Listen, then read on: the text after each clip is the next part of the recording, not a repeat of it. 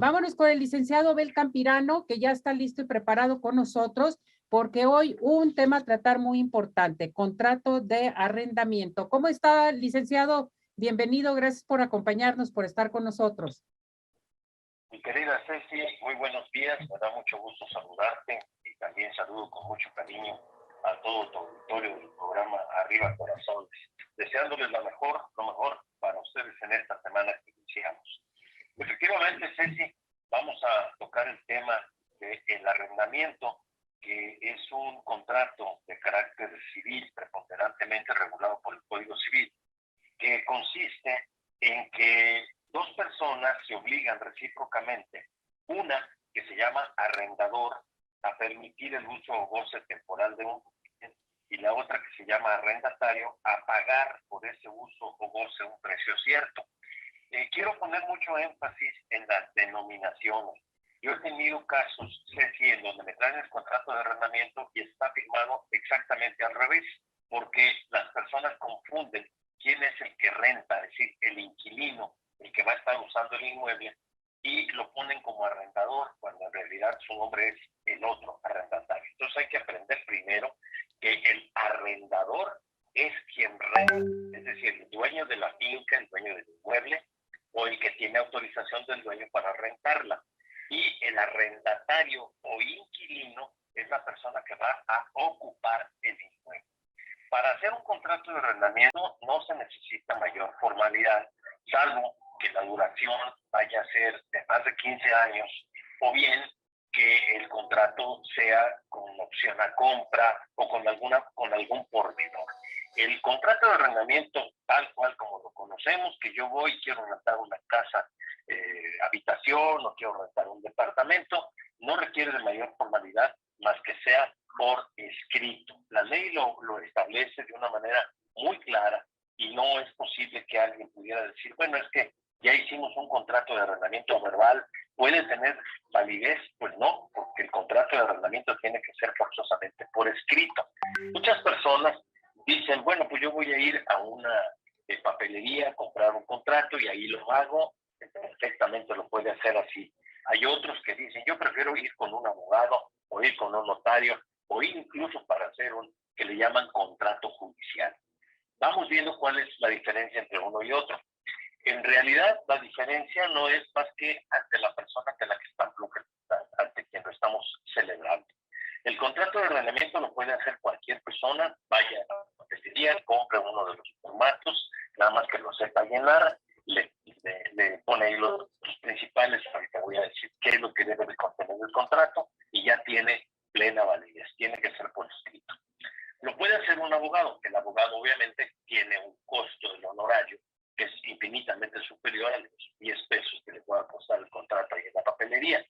Y el abogado ya le va a elaborar un contrato mucho más sofisticado, con muchos pormenores, como por ejemplo sanciones al arrendatario que no pague la renta en la oportunidad de vida, el manejo del depósito, el manejo de impuestos, en fin.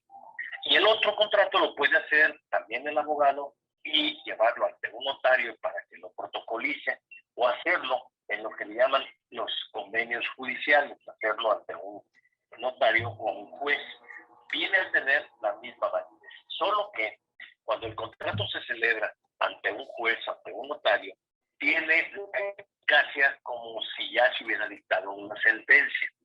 El problema de este tipo de documentos, que están muy de moda, es que un abogado estudioso los puede echar abajo, porque en realidad en muchas ocasiones veo que están indicando que se celebra un contrato de este tipo, que se llama transacción, para poner fin a una controversia, y es una mentira, porque no estás iniciando el contrato con una controversia, estás iniciando el contrato con un acuerdo de voluntades, por lo cual una persona le cede a otra el uso de un inmueble. Ese es el inconveniente que le doy yo a los convenios judiciales o a los convenios que se hacen ante el notario, porque muchas veces, no todos, pero parten de esa mentira.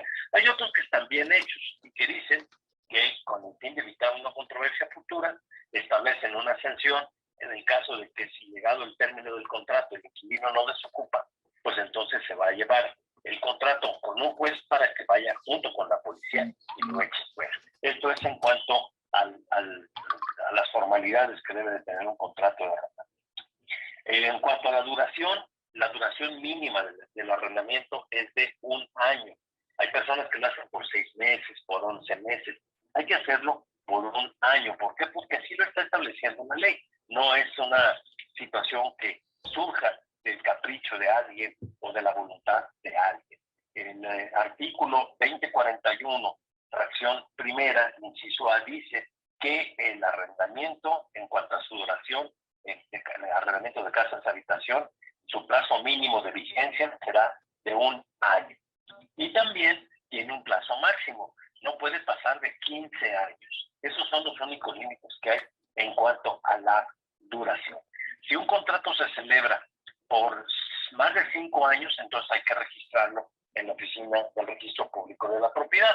Fuera de ahí no hay ningún tipo de limitación en materia de los arrendamientos. Finalmente, perdón, para dejar paso a las dudas o preguntas que pueda tener el público sobre el tema, ¿qué pasa con lo que se entrega como anticipo de renta adelantada o de depósitos?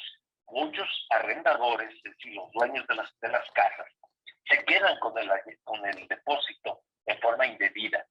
Cuando uno desocupa, uno entregó un depósito, entregó la renta adelantada, y al final, cuando va a desocupar uno el inmueble, uno tiene que ir y llevar al dueño y decirle, mire, como usted me entregó se la estoy entregando en el mismo buen estado en que lo recibí.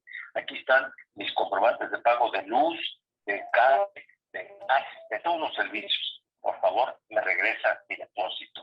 A ese aspecto, el artículo 2008 del Código Civil de Jalisco dice: las partes están obligadas, cuando exista algún saldo de una a favor de otra, a devolverlo de forma inmediata. Y muchos dueños se quedan con el depósito o ahí lo van difiriendo hasta que se canse el arrendatario, y esto es abiertamente un robo descarado. Por eso sí es importante que usted, como inquilino, mantenga siempre al corriente todo el pago de sus servicios, para que al final le regrese su depósito. Y algo muy importante, inquilino, usted no es el dueño del inmueble. Usted tiene la obligación de cuidarlo y de mantenerlo en buen estado para que así se lo devuelva al dueño. Si cumplimos todos con nuestro deber, no vamos a tener jamás ningún problema de carácter judicial. El tema, como sabes, es muy amplio, Ceci. Ya la semana que entra continuaremos platicando de algunos pormenores de un arrendamiento, pero si te parece, damos pie a las llamadas del público para las dudas, preguntas que tengan al respecto, si tú así lo determinas. Así es, licenciado. Vamos a continuar con la segunda parte. Me voy a la llamada de Sofía Gómez. Le pregunta, ¿para qué sirve el contrato de arrendamiento? Ya lo comentó, si quiere volverle a dar una explicación. Adelante. Sí, para que tenga, gracias Ceci, gracias señora. Mire, para que tenga plena validez, para que tenga la seguridad, tanto el inquilino de que no lo van a echar fuera a la voluntad del propietario, y del propietario de que le van a cuidar su finca, que le van a pagar la renta en el plazo y en el lugar convenidos, y también porque la ley establece que el que se refiera a alguna obligación debe de mencionar el título o el documento en donde conste. Entonces, no hagamos contratos de arrendamiento verbales, por más confianza que tengamos en las personas. Primero, porque la ley exige que sea por escrito. Y segundo, porque acuérdense que el viejo anuncio del papelito habla. Es mejor hacer un contrato de arrendamiento por escrito. Perfecto. Tengo la llamada de Mauricio Hernández. Dice, ¿qué tipo de obligaciones tiene una persona al hacer un contrato de arrendamiento?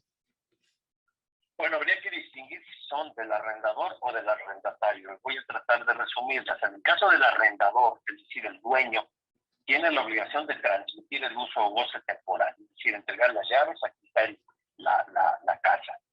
Tiene también la obligación de conservarlo en buen estado. Esta es una obligación compartida con el arrendatario. Yo como dueño, si a mí el inquilino me dice, oiga, la casa tiene goteras, se me descompuso el boiler, etcétera, tengo la obligación de coadyuvar para mantenerlo en buen estado, de no estorbar ni poner dificultades para el uso del inmueble.